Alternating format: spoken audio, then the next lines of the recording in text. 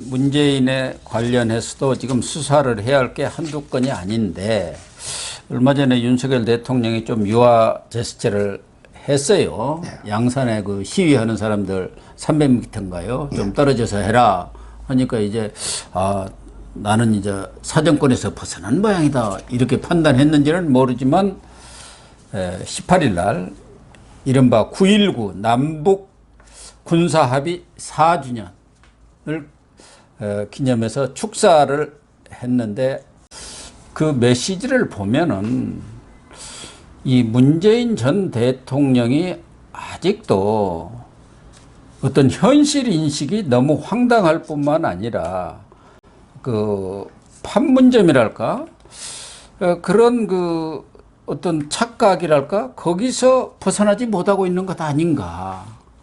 판문점 도보다리 그 시절에 그 환상에 지금도 젖어 있는 거 아닌가 하는 생각이 들 정도의 그런 메시지 아니었습니까?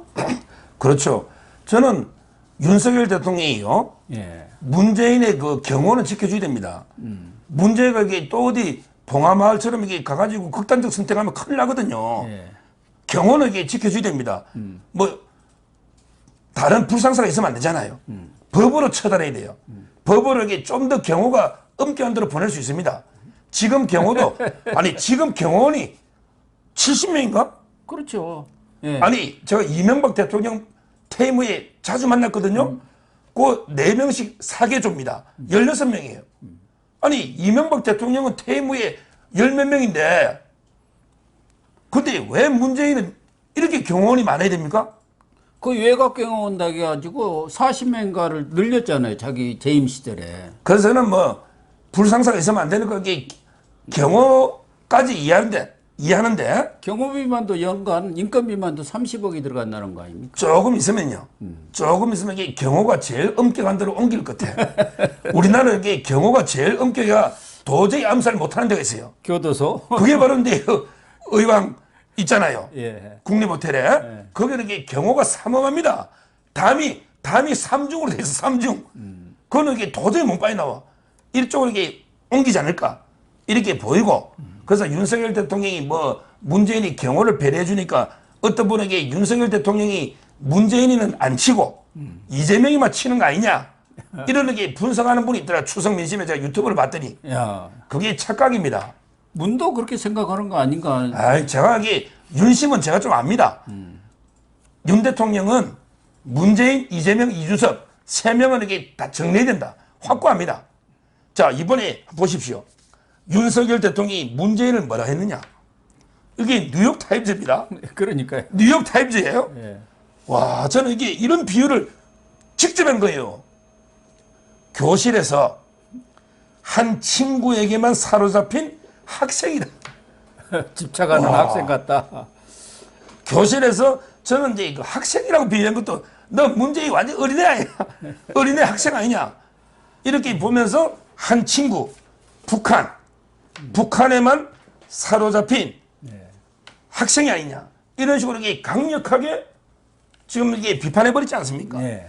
이게 저는 윤석열 대통령의 그 본 마음이에요.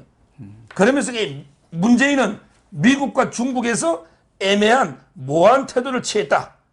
그러면서 이게 윤석열 대통령이 나는 근데 예측 가능성을 추구해서 확실하게 미중 관계에서 미국 확실하게 태도를 보이겠다. 이랬지 않습니까? 예. 이 말은 이게 문재인의 가장 자기 말로는 업적이 어쩌고저쩌고 북한 문제 있죠. 이거를 이게 전면 바꾸겠다는 거 아니에요. 이게 윤석열 대통령 입장이에요.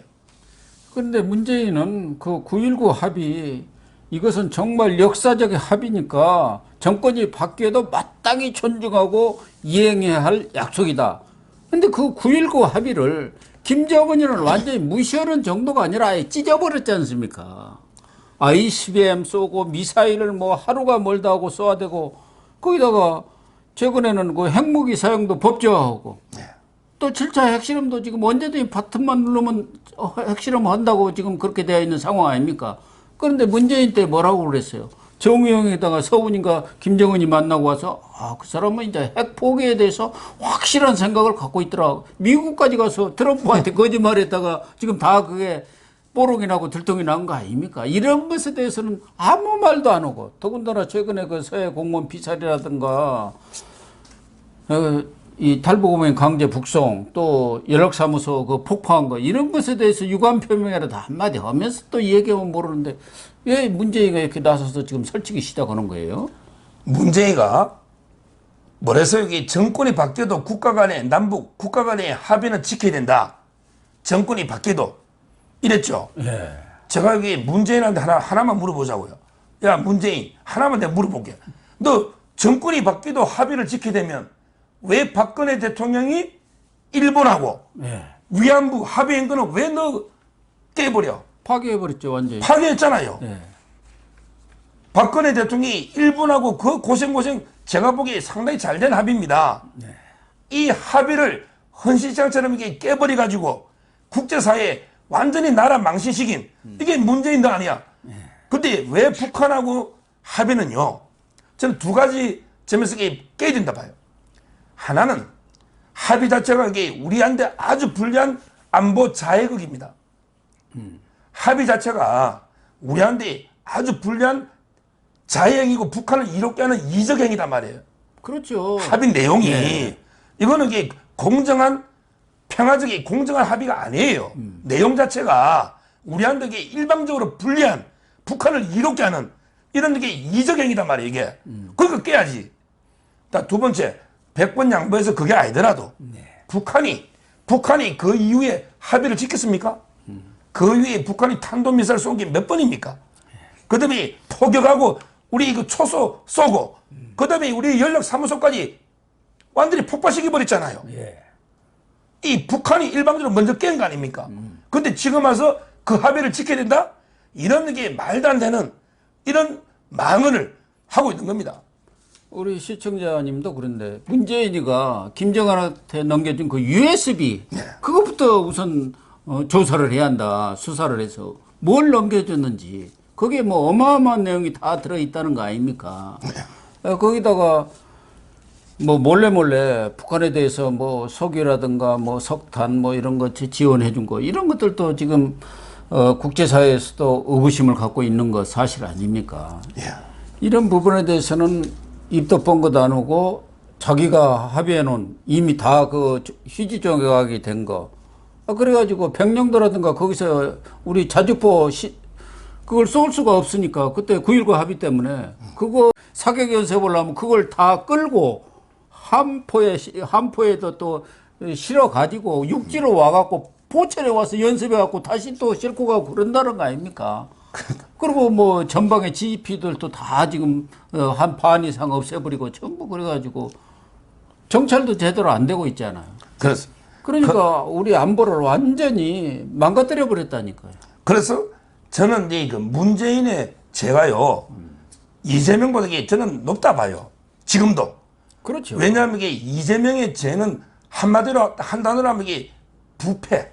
잡범들 하는 개인죄예요. 부패. 예. 전부 이게 대장동, 백현동 위례부터 돈에 묻고 쌍방울 뭐 받고 전부 이게 부패 아닙니까? 네. 카드 쓰고. 근데 문재인의 범죄는 그보다 한 단계 더 높은 겁니다. 국가 문재인의 범죄는요 이적입니다. 이적. 예. 적을 이롭게 하는. 우리가 근데 이적도 여러 가지 이적이 있거든요. 형법에 보면 이적죄 중에 여러 가지가 있어요. 그 중에 가장 무거운 게 여적죄입니다. 여적죄는 적하고 이게 한 통속에다가 임진왜란 때 있잖아요. 네. 임진왜란 때 일본에 붙어가지고 길을 안내해 주는 거야. 이런 게 여적입니다. 그래. 여적죄는 무조건 이게 법에 사형에 처한다. 하나밖에 없어요. 결국 문재인의 죄는 한 단어로 하면 이게 가장 이적 중에 가장 무거운 여적. 근데 이재명이는 부패.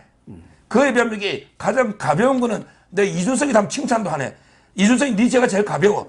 너는 이게 진짜 성상납, 잡범, 성상납. 물론 이게 무고도 있고 뭐 정부인멸 질은 안 좋은데 그래봤자 이게 네 죄는 제일 가볍기는 가벼워. 잡범이니. 근데 그 위에 이재명이 이건 당군 일의 최대 부패를 했으니까. 예. 근데 가장 무거운 거는 지금도 이게 뭐니 해도 문재인이에요. 문재인. 여적. 근데 우리가 검찰이 수사할 때도요 순서가 있습니다. 지금 이게 이재명이나 이준석이는 지금 설치잖아. 예. 이런 걸 이게 먼저 정리해야 돼. 지금 이게 이준석, 이재명이를 빨리 정리해놨고, 그 다음에 문재인은 이제 과거잖아.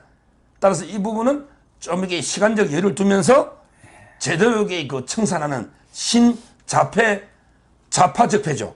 청산하는. 그래서 순서를 저는 이재명, 이준석 정리한 다음에 문재인까지 정리하면 그러면 이게 좀 우리 대한민국이 반듯하게 서지 않을까.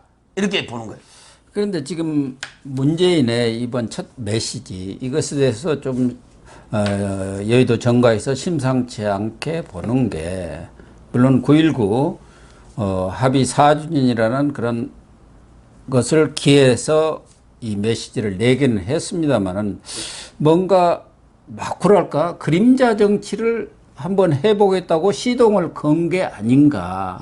경우에 따라서는 이제 이재명 수사가 끝나고 본격적으로 문재인 수사가 시작되면은 그런 현안들을 가지고 정치 전면에 한번 부상하는 그런 것에 대해서 이번에 한번 시험적으로 던져본 게 아닌가 하는 그런 우려들이 나오고 있어요. 물론 문재인 쪽에서는 자기들은 정치 현안에 대해서는 앞으로 언급하지 않겠다고 하지만 본인의 문제가 닥치면은 이재명 이상으로 이제는 여기는 그래도 이재명보다는 좀 더 광범한 지지층을 갖고 있지 않습니까? 문바들, 대깨문들.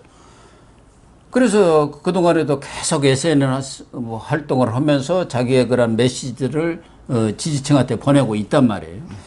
그래서 이제 본격적으로 정치적 어떤 현안들에 대해서도 입장을 표명을 하고 목소리를 내는 거 아닌가. 최근에는 뭐 그쪽에 찾아가는 의원들이 많이 있지 않습니까? 그런 사람들한테 윤석열 정부에 대해서도 뒷담화를 많이 하는 모양이에요. 내 때는 이렇게 잘했는데 지금 형편없다는 식으로. 그게 이제 현재화 될 수도 있는 거 아닙니까? 지금 이제 문재인도 방탄 갑옷이 좀 필요하죠. 방탄 갑옷이. 예. 근데 뭐 문재인은 공식적으로는 이게 방탄 갑옷이 없어요. 전직 대통령 그밖에 없잖아요. 그렇죠. 예. 이재명이는 그래도 배지하고 당대표가 있는데, 근데 트위트 수를 보면요. 이재명이보다 이제 한 4-5배 되더라고. 그러니까 이재명 게임이 안 돼요. 지금도 그래서 제가 이게 가장 주범이 문재인이라 했잖아요. 문재인은 한 70만 돼요. 이재명이 10몇만 밖에 안 돼요. 그 개딸들은 몇 명 안 돼요. 개딸들은 한 5, 6천 명? 지금 이게 팬덤은요, 한동훈이 제일 많아요. 한동훈은 오히려 한 2, 3만 많아요. 근데 문재인도 뭐 지금도 벌써 이미 현재 진행형입니다. 왜 그러냐면 이제 박지원, 서훈, 서욱 전부 이게 턱 밑에까지 칼이 들어왔잖아요. 예. 근데 바로 위에 누굽니까?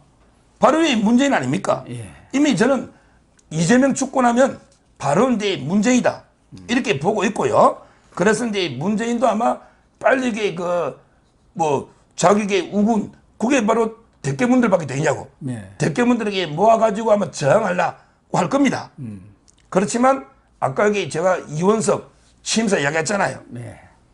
수사에는 어떤 성력도 없다. 네. 그런 이제 양산에 김정의 똘마니 문재인이든 아니면 성남의 부패 이재명이든 네. 아니면 칠곡의 낙동강의 썩은 오리알 이준석이든 누구든지 성력이 없다는 거 아닙니까? 예.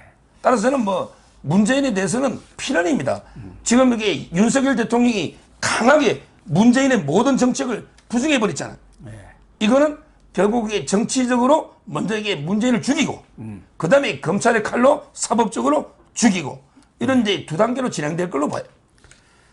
그렇습니다. 그래서 문재인도 이제 슬슬 좀 움직이려고 생각하는 거 아닌가. 그 첫 단계로 이번에 명목을 딱 걸어가지고 9.19 합의에 대한 첫 메시지를 낸 게 아닌가 하는 게 정치권에서 좀 촉각을 곤두세우고는 있습니다만은 문재인이가 목소리 내봤자 별 영향가가 없을 겁니다. 영향력도 없을 거고요. 지금 저 한마디만 윤석열 대통령 인터뷰를 더 소개하면, 야, 이렇게까지 심하게 윤석열 대통령이 뉴욕타임즈, 문재인이가 남북 정상회담 했죠. 이거는 이제 정치적인 쇼다. 와, 정치적인 쇼다.